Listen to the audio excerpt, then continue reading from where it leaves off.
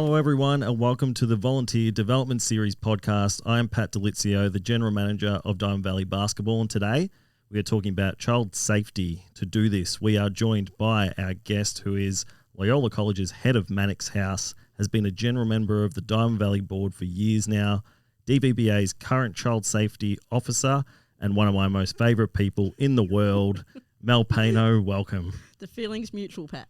That's very nice. How was your cup day? How was your weekend? Yeah, really good. Can never complain about 4 days off in a row. Just Yes. chance to recharge the batteries. Love it.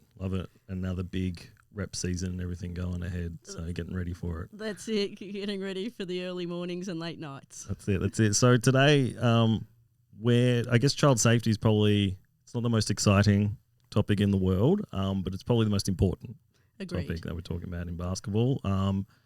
Probably also not something that everyone seeks information on until they're sort of confronted with it, which is really why I wanted to get you in today, to be able to give our volunteers the tools and know where to go if something happens or if they see something. So I guess for you, can you give maybe some background on your teaching? I guess how did you sort of find yourself specialising in this space? Yep. So when I finished high school, I actually I started a social work degree because I was interested in, helping others and people who are less fortunate than myself. After 18 months, I realised that in social work, I probably wasn't going to reach the wide number of adolescents that I really wanted to, and decided that the way to do that was actually through schools and in teaching. I always had a passion for sport, so I decided to change courses and went back and did a PE degree. And it's been ideal. I've been able to put my want and needs to help other people into my teaching, into all the different roles that I've had. I've been year level coordinators at schools, I've been heads of house, which have a really strong pastoral role to them.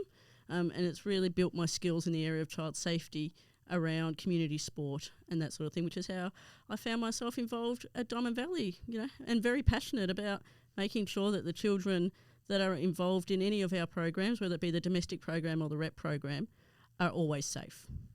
Yeah, and I suppose things have sort of ramped up in the last 5 to 10 years, so to speak. Definitely. What have you seen in sort of your time in that space? What's really come to the fore? Yep. There's been massive changes as a result of the Royal Commission into abuse of children through community organisations, churches, things like that. There's been significant legislation changes that have meant that organisations, whether they be schools or sporting clubs, have really had to put in place procedures and policies to ensure that all children are protected. And I know people who have been around sporting clubs for a long time sometimes think, we've never had to do that, that's over the top, nothing's ever happened in my time. But I think sometimes some of those beliefs are simply that people, A, haven't reported things that have happened because it wasn't the done thing, or B, it's not something that's publicised through clubs when there's a child safety matter. And so unless your child has been directly involved or one of your friends' child's been directly involved, people don't actually realise the large number, of child safety things that actually happen. Not all child safety issues are significant. A lot of child safety issues can actually be dealt with a conversation or with further education. Not all child safety matters. In fact, very, very small percentage of child safety matters actually involve abuse and mandatory reporting or on-reporting and things like that. To what people usually sort of align this sort of stuff with, is what you're saying? Absolutely. Whenever people hear child safety, they straight away think of serious abuse, whether it be physical abuse, emotional abuse or things like that. But in a lot of cases, that's not actually the case. It's just misunderstandings or a lack of awareness and a lack of education and training, and people inadvertently make mistakes. Yeah. And once they're educated and once the conversations are had, we don't continue to see these same things happening. Okay. All right. Awesome. Well, I guess this is obviously, if you've tuned into our previous podcast, these are a resource for our volunteers. So it's a place where they can go to get more information and help them out. So in terms of your specific role at DV, can you talk to what that involves so everyone knows? So as the child safety officer, I'm the person that when a child safety matter arises, that I work with Pat and provide, whether it be advice, whether it be a conversation, whether it be bouncing ideas off each other about how we move forward with this. But the most important role that I have is actually a preventative role. So the most important role that I have is looking at how programs are run, looking at our policies, looking at our procedures and saying, when we run this, are our children at the centre of everything that we do? Are there any opportunities for people, potentially to be exploited? And that doesn't necessarily mean children. It's about also protecting coaches and about protecting volunteers and all of those sorts of things.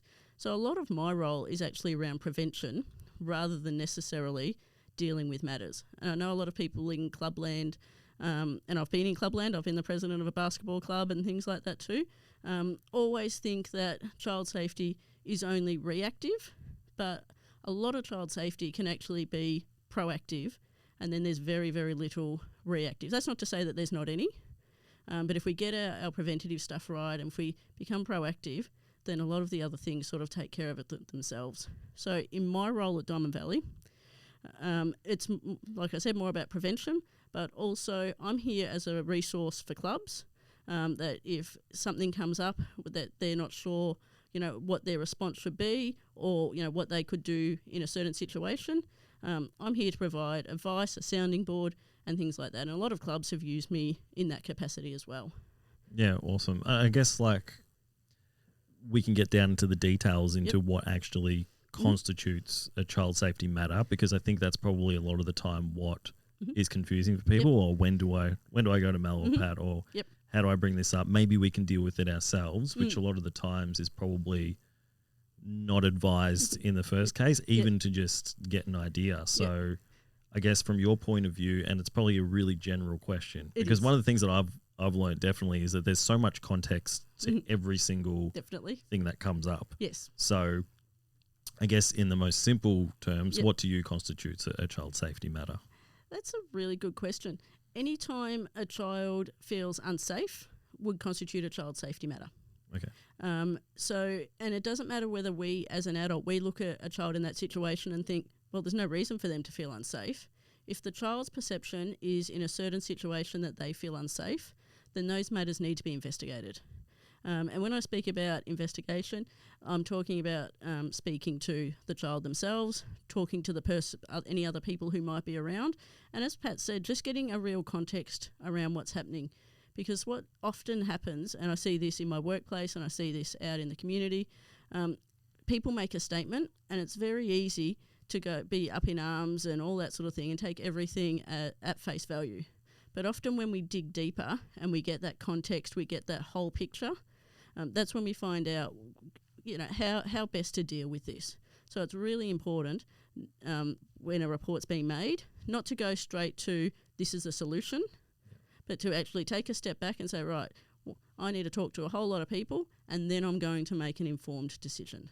Yeah.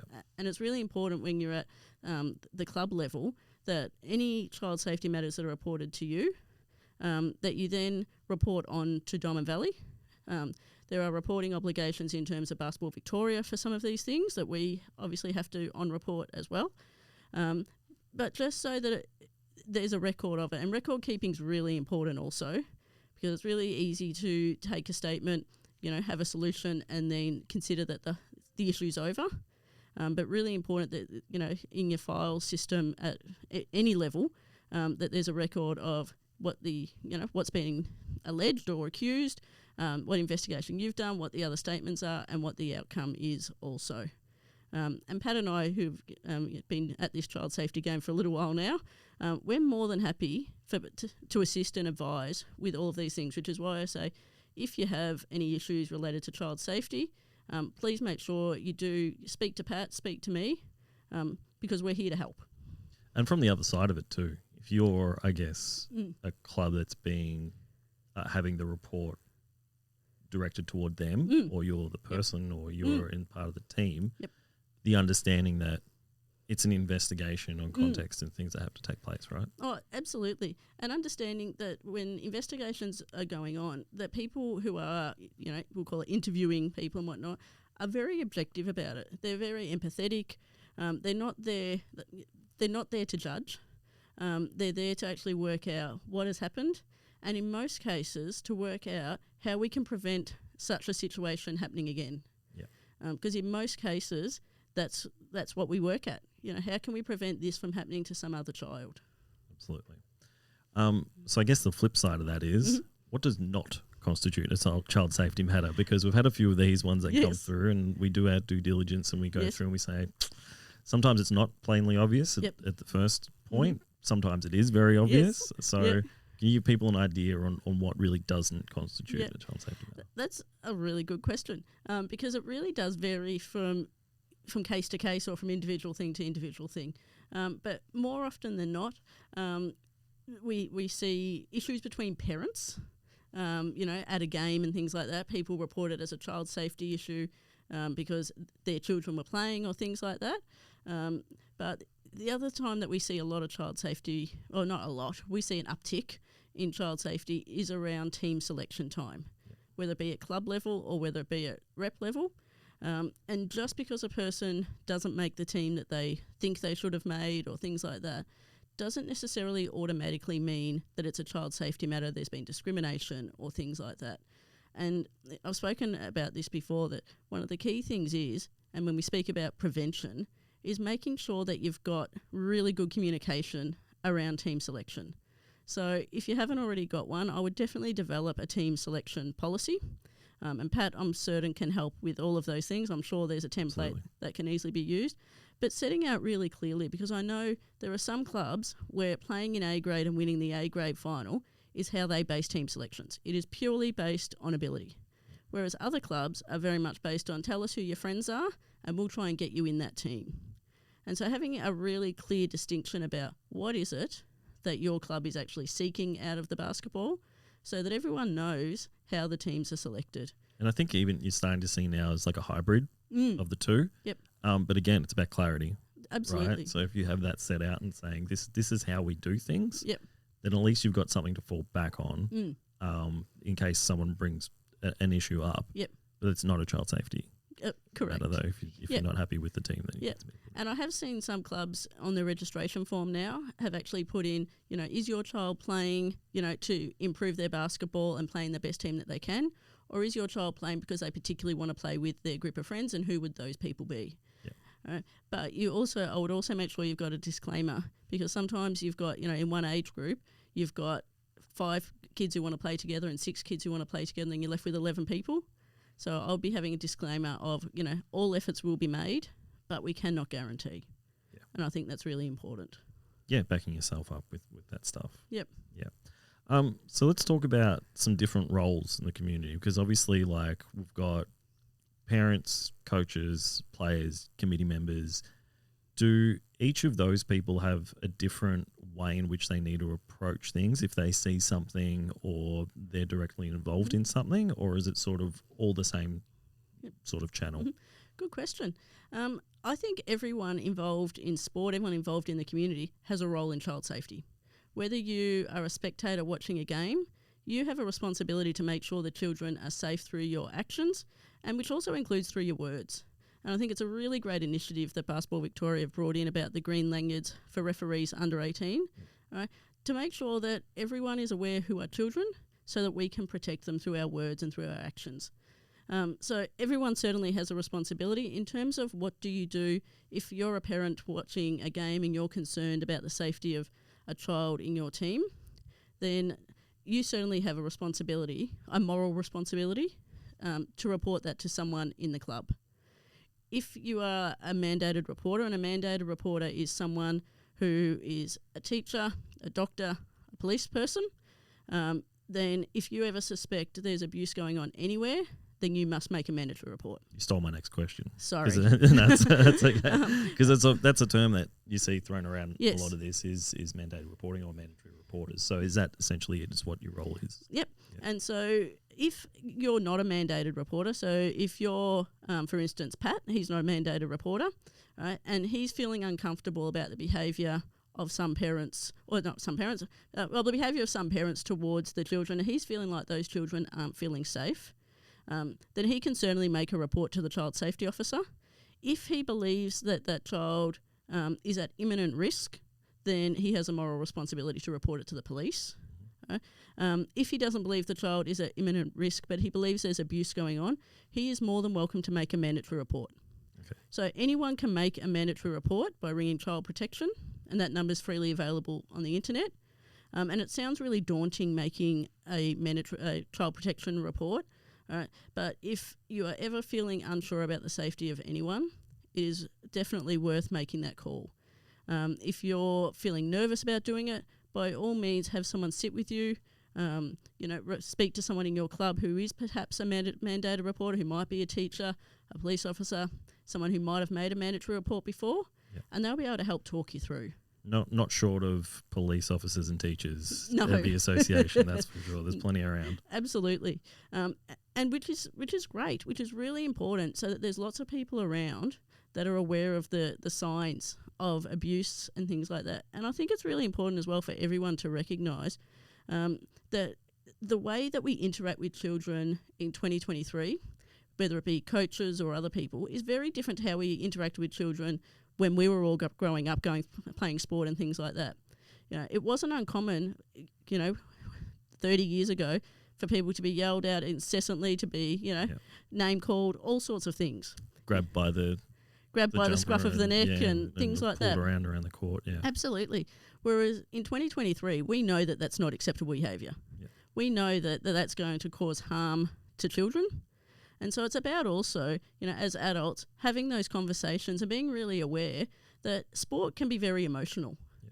And so as adults, we need to be able to role model our emotions, all right, to children. And we also need to make sure that we're not harming children just because we were coached in a certain way, and then replicating that coaching. And I think you touched on it with the Green Lanyards as well. Our focus is always on the players, really, with this stuff.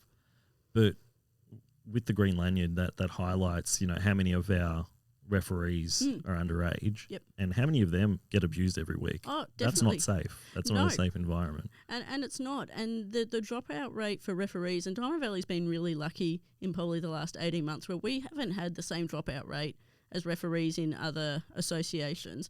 But the dropout rate for referees in their first 6 to 12 months, simply because they don't want to be abused anymore. Yeah. And no one deserves to go to work, and that's what it is. They're going to work and be abused. You don't go to McDonald's and you don't go to the fish and chip shop to work, and it's acceptable to yell at young people or anyone, any employee. Yeah. And people need to be really, really aware and really conscious of that. Yeah. For some reason, some people see it differently because they're a referee, but at the end of the day, you wouldn't like to see your child yelled out in that space. Oh, absolutely not. And I always look at it, if someone yelled at your child at school, for instance, like parents were yelling at these referees, these school-age children, people will be up in arms. People will be outraged. Yeah. But there seems to be this, unfortunately, acceptance by a small minority of, of people within the basketball community, for sure, that it is okay. Yeah. And, everyone makes errors of judgment. No one, certainly none of the referees go in with an idea of, I want this team to win. I'm going to pick on this player today and things like that. There's no, it's irrational, the behaviour of some people towards our referees. Absolutely. And I'm so pleased that the tribunal has come down really hard on people who are unable to contain their emotions in order to protect our children. I agree. Going back to, you mentioned some avenues for people to go to report. Can people, if they see something, just go to their club, just go to their club child safety officer? Yep, most definitely. So in DVBA, so I'm the child safety officer for the Eagles program, and I provide oversight of our association. So I can provide advice and things like that. But if there's a child safety matter within the individual club, then you most definitely, in the first instance, should be going to the club. Right? If then you're unhappy with the resolution or the investigation or anything like that, you are then more than welcome to contact DV, and we will liaise with the club, oversee what they're doing. And there's also, Basketball Victoria have stepped up in this space as well. Yep. You also can make a child safety report to Basketball Victoria. But in most instances, they're actually then just going to throw it back to us. Yeah. And say, this is a report that we've had, can you please follow up? So I'd say in all instances. In all instances so far. Yes. I didn't know whether there was one that maybe they'd looked into themselves. No. Yeah, no, I wouldn't have thought so. But that's okay. That's sort of, what we're here for and whatnot. Definitely. Yeah. Absolutely. Yep. And most of the time as well, like the club, if people come to us, if they're not happy with their club, then we should already know sort of what's going on, because the club should have already come to us for advice, whatever it is anyway. Yeah, so. and that's a really good point. I guess some other places for people to get some more information. Have you got any sources? Like, we can put it in the description underneath the podcast, but have you got anywhere else that people can go for a little bit more information? Certainly on the Diamond Valley webpage, on the website, we've got the child safety information there. There's really good in terms of getting your policies and things like that at Clubland up to date. There's good resources. We as Diamond Valley, we've sent out a PowerPoint with this, which has the resources on it. Vic Sports got a really good one. The Department of Families, Fairness and Housing have really good information. But generally speaking, if you Google child safety in Victoria, then actually make it child safety standards in Victoria, you're going to come up with them. There's also the Commission for Young People, which also provide really good resources. Yeah, fantastic. Also, obviously, we have, outside of this, for wellbeing support, DVBA partnered with Outside the Locker Room, so they provide any sort of wellbeing support that sits outside of child safety too. I thought I'd mention that. That's on our website as well. But if you have any questions or anything to clarify, obviously go to your club, or you can come to us for that. But other than that, thank you so much for coming in today, Mel, and thank you for everything that you do in this space. You're amazing. We're very, very lucky to have you doing this for us, and really appreciate everything you do. No worries at all. And as Pat said, please don't hesitate to reach out. Within your club, you've probably got teachers, policemen, and all that sort of thing that can provide really great advice. Yep. But don't hesitate to reach out to either Pat or myself, even just as a sounding board. Yeah. Right? We are, it's our role to assist you. That's the association's role, to look after our clubs. So please let us look after you. Excellent. Thanks so much, Mel. Appreciate it. Thanks, Pat.